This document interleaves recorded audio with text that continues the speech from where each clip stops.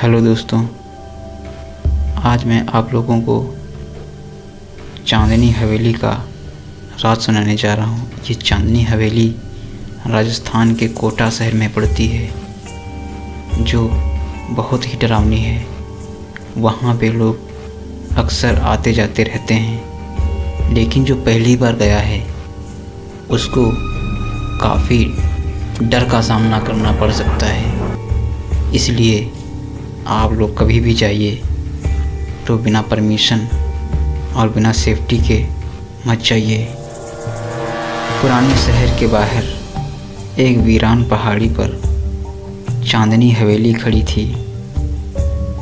लोग कहते हैं कि रात में उस हवेली से घुंघरुओं और एक औरत के गाने की आवाज़ आती है, और जो भी उस आवाज़ का पीछा करता है वह कभी वापस नहीं लौटता।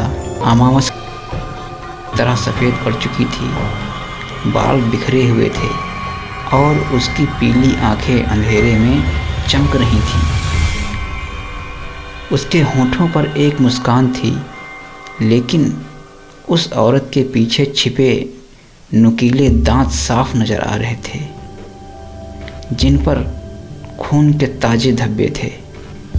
वह एक ऐसी आवाज़ में बोली जो किसी और ही दुनिया की लग रही थी। आर्यन का पूरा शरीर डर से कांप रहा था। वह भागना चाहता था, पर उसके पैर ज़मीन में जम गए थे। उसके हाथ से कैमरा छूटकर नीचे गिर गया। वह रिकॉर्ड कर रहा था। कैमरे की स्क्रीन पर उस औरत की भयानक चेहरा और करीब आता गया, और फिर स्क्रीन पर अंधेरा छा गया।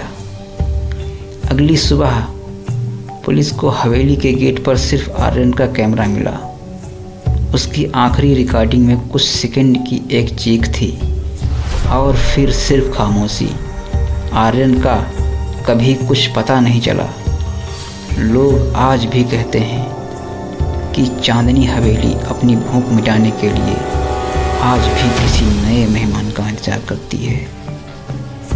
यह हवेली एक ऐसी शापित हवेली है जिसको एक दुष्ट आत्मा ने अपनी कैद में ले लिया है। यहाँ पर कोई भी नया मेहमान आता है या कोई भी गेस्ट आता है, वह उसे अपना इंतकाम समझकर मार देती है, और रह जाती हैं तो सिर्फ कुछ चीखें, जिसको खोजने के लिए नए मेहमान और आते हैं।